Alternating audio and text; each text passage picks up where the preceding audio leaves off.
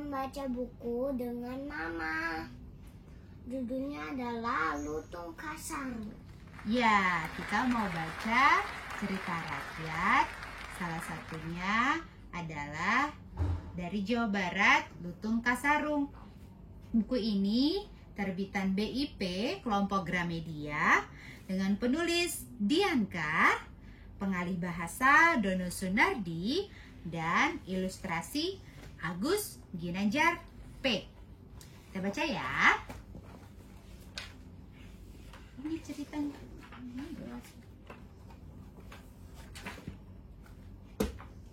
Yuk, sini.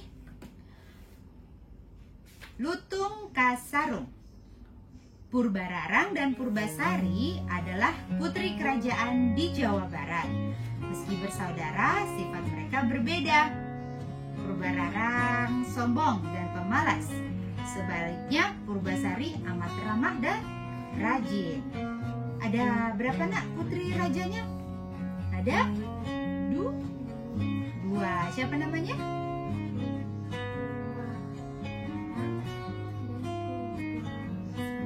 Purbararang dan Purbasari. Yang sombong dan pemalas? Kalau yang baik? Iya, pintar. Purbasari tak pernah menganggap dirinya putri raja. Dia bergaul dengan siapa saja, sekalipun dengan rakyat jelata. Tak heran rakyat mencintainya. Prabu Tapa ayahnya pun tahu hal itu. Saat Prabu Tapa semakin tua, beliau menyerahkan tahta pada Purbasari. Tentu saja hal itu membuat Purbararang berang. Seharusnya aku, ayah, aku kan anak sulung. Prabu Tapa lalu menjelaskan dengan penuh kasih sayang. Ayahnya, bukan masalah sulung atau bungsu. Ayah memilih Purbasari karena melihat rakyat begitu mencintainya. Purbasari memerintah dengan bijaksana. Dia mewarisi segala kelembutan dan kebaikan hati ayahnya. Purbararang amat jengkel. Dia masih tak terima. Seharusnya aku yang jadi ratu, katanya. Suatu hari terdengar teriakan dari kamar Purbasari. Prabu Tapa dan Prabu Rarang tergopoh-gopoh mendatangi Purbasari. Ya ampun, apa yang terjadi padamu? Tanya Prabu Tapa pilu. Kulit tubuh Purbasari berbintik-bintik hitam kayak gini nih. Sebagian diantaranya mengeluarkan nanah yang bau. Kenapa jadi begini? Purbasarinya menangis tak mengerti. Melihat adiknya menangis, Purbararang tidak kasihan. Dia malah membujuk ayahnya untuk mengasingkan Purbasari. Ayah, jangan-jangan ini penyakit menular. Dia harus diasingkan. Ayah tak mau kan seluruh negeri terserang penyakit mengerikan ini. Mendengar perkataan kakaknya, Purbasari semakin menangis. Jangan asingkan aku, ayah. Prabu Tapanya jadi bimbang ayahnya. Apalagi tabib istana juga nggak mengerti apa yang terjadi pada Purbasari. Purbararang benar. Jika ini penyakit menular, seluruh rakyat bisa terserang. Maafkan ayah, nak. Ini untuk kebaikan semua orang. Kata ayahnya Prabu Tapa. Nih, akhirnya Purbasari diasingkan ke hutan. Di sana, pati istana membuatkannya rumah sederhana. Hati Purbasari amat sedih. Namun demi rakyatnya, dia akhirnya ikhlas. Nih, dibuatin rumah di tengah hutan. Iya, dia lagi pasang atap. Berikutnya, Purbasari mulai menjalani hari-harinya di hutan. Walau tak ada yang bisa diajak berbicara, dia bisa bercanda dengan burung-burung, semut, dan kupu-kupu. Purbasari tetap ikhlas. Masuk hutan kecil nggak kelihatan di gambar. Suatu pagi Purbasari sedang memetik bunga. Tiba-tiba dari atas pohon ada hewan berayan air.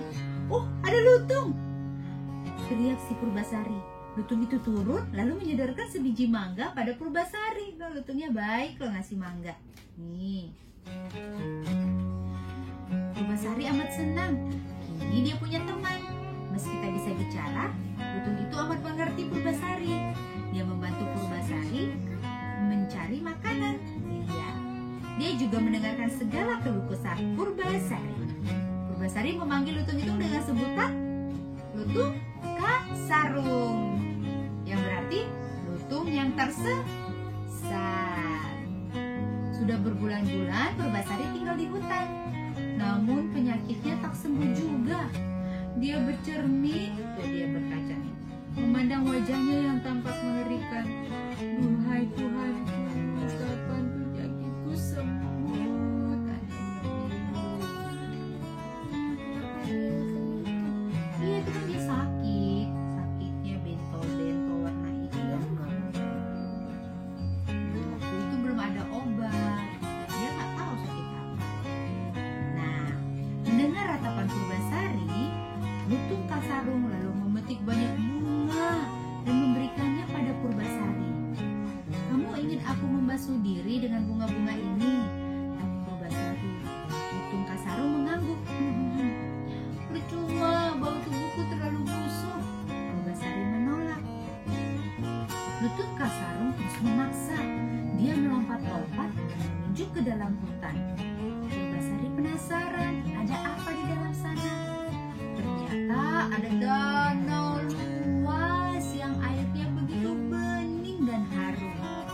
Purbasari lalu membasuh dirinya dengan air danau, dicampur bunga-bunga pemberian Lutung Kasarung. Jadi dia mandi bunga-bunga di danau. Ajaib, penyakit jadi sembuh dia. Penyakit kulit Purbasari hilang. Kulitnya kini kembali bersih, tak berbintik. Bau busuk pun hilang. Purbasari segera berlari pulang. Lutung Kasarung! Di rumah, Purbasari menceritakan semuanya pada Lutung Kasarung. Lutung Kasarungnya hanya mengangguk-angguk dan bertepuk tangan gembira. Terima kasih Tuhan. Purbasari tak henti-hentinya mengucap syukur. Karena sudah sembuh, Purbasari berencana kembali ke istana. Berenang.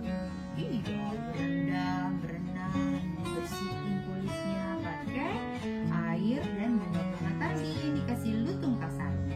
Jadi dia mau balik ke istana. Aku sudah rindu pada keluarga dan rakyatku. Nah, ketika Purbasari bersiap, ada kereta kencana berhenti di depan rumahnya. Purbararang tuh datang, turun dari kereta bersama pria tampan rupawan. Kakak, Ini teman. pangerannya. Ini jahat. Gak tahu nih, kita baca dulu ya. Kakak hendak menjemputku ya? Aku sudah sembuh kak. Purbasari mau meluk kakaknya. Menjemput?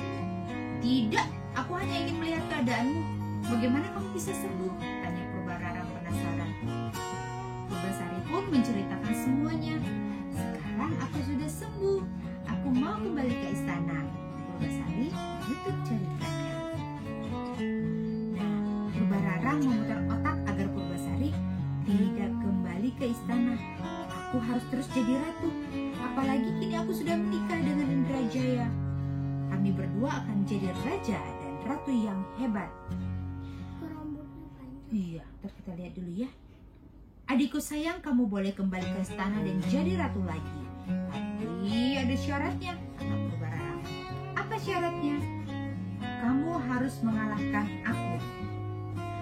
Purbararang mengurai rambutnya. Jika rambutmu lebih panjang daripadaku, kamu boleh kembali ke istana. Purbasari pun mengurai rambutnya. Ternyata rambutnya jauh lebih panjang. Hidup di hutan berbulan-bulan membuatnya tak pernah memotong rambut. Iya, ternyata rambutnya lebih panjang dari kakaknya. Dia nggak pernah potong rambut. Iya. Meski kalah, Purbararang tak mau kalah. Dia memberikan satu syarat lagi. Kali ini syaratnya begitu berat. Aku yakin dia tak bisa mengalahkanku. Bisik Purbararang. Apa syaratnya? Tanya Purbasari. Ini Indrajaya, suamiku. Dia tampan sekali.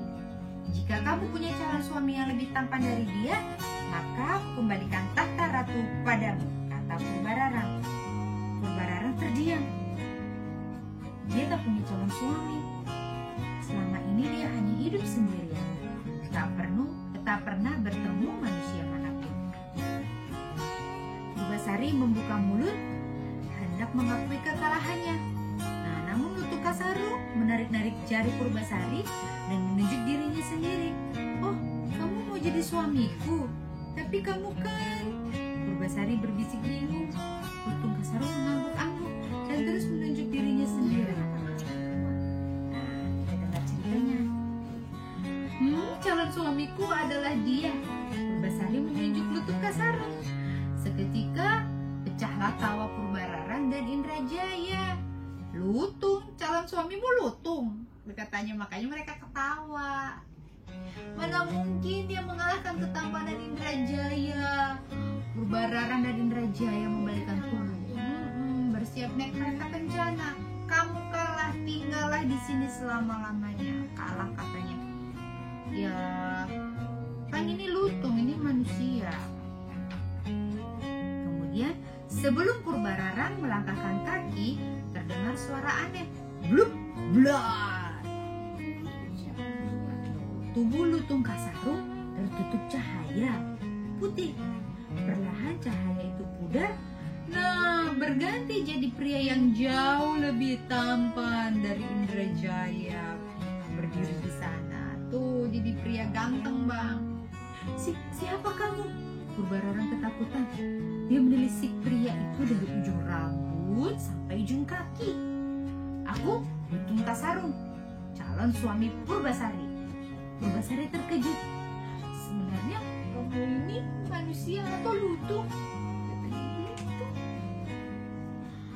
Lutung Kasarung lalu menceritakan asal-usulnya.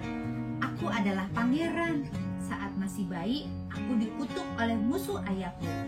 Kutukan itu akan hilang jika ada perempuan baik hati yang mau mengakui aku sebagai calon suaminya. Purbasari tersenyum bahagia. Lutung Kasarung jauh lebih tampan dari Indrajaya. Purbararang mengaku kalah.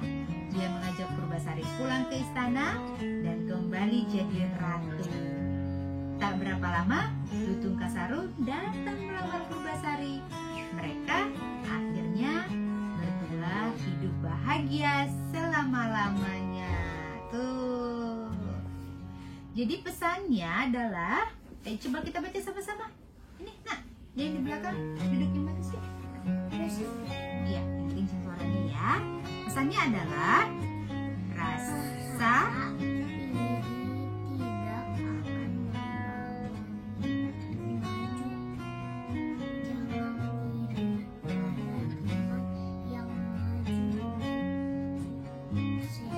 sukses.